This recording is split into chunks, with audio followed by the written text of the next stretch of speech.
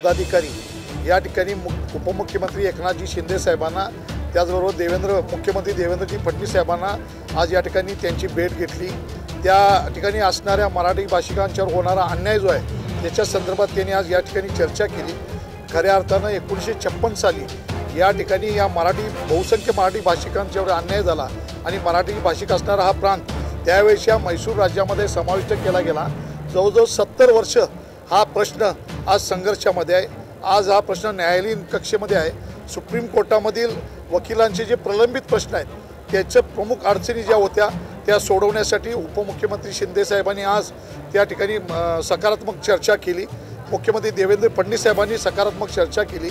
वकिलांच्या संदर्भातले प्रलंबित प्रश्न सोडवू म्हणून सांगितलं।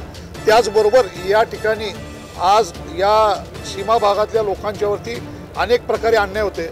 त्यांची जी निवेदन असतील किंवा महाराष्ट्र शासनाच्या वतीनं असणारी जी सर्क्युलर असतील ती सुद्धा सगळी अगदी कन्नडी भाषेमध्ये असतात। मराठी भाषेमध्ये कोणतेही सर्क्युलर निघत नाही, ती मराठी भाषेमध्ये निघावं या संदर्भात या दोन्ही मुख्यमंत्री आणि उपमुख्यमंत्र्यांच्या यांनी सविस्तर निवेदन या ठिकाणी दिलं। मला विशेष करून सांगायचं आहे की या सीमा भागातल्या 865 गावातील या ठिकाणी लोकांना मराठी भाषिकांना मुख्यमंत्री सहायता योजनेमधून ही गावं त्याच्यामध्ये समाविष्ट केली गेली। अनेक आजारपणांवर असणारे गरजू उपचार करणाऱ्या लोकांच्यावरती उपचार करण्यासाठी महाराष्ट्र सरकारनं मदत केली। त्याबद्दल त्यांनी उपमुख्यमंत्री शिंदे साहेबांचा आभारी मानलं, सत्कारही केला।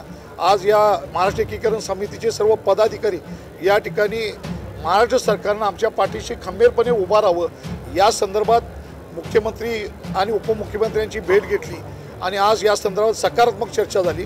जो सुप्रीम कोर्टामध्ये न्यायालयीन लढा आहे याच्या पाठीशी या ठिकाणी खंबीरपणे उभा राहू असं शासनाने या ठिकाणी त्यांना सकारात्मक उत्तर दिलेलं आहे। त्यांच्या सकारात्मक पाठिंबा राहतो अशा पद्धतीचं आश्वासन दिलेलं आहे। आणि मला वाटतं की आज या एकीकरण समितीच्या वतीनं आज सुद्धा या भागामध्ये या मराठी भाषिकांच्यावर अन्याय होतोय।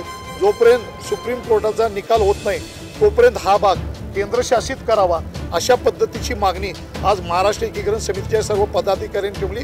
या संदर्भात उपमुख्यमंत्री एकनाथजी शिंदे साहेबांनी आणि मुख्यमंत्री देवेंद्र फडणवीस साहेबांनी या संदर्भात केंद्राशी बोलून या संदर्भात निश्चितपणे या मराठी भाषिकांचा जो अन्याय होतो या संदर्भात मुख्यमंत्री आणि उपमुख्यमंत्र्यांनी केंद्र सरकारशी बोलून यातनं सकारात्मक मार्ग काढण्याच्या दृष्टीनं आपल्याला या शिष्टमंडळाला सकारात्मक आव्हान दिलेलं आहे। मला वाटते सर्व मराठी भाषिकांच्यावर होणारा अन्यायापासून यांना महाराष्ट्र शासन खंबीरपणे पाठिंबा राहील अशी या ठिकाणी शासनाची भूमिका आहे।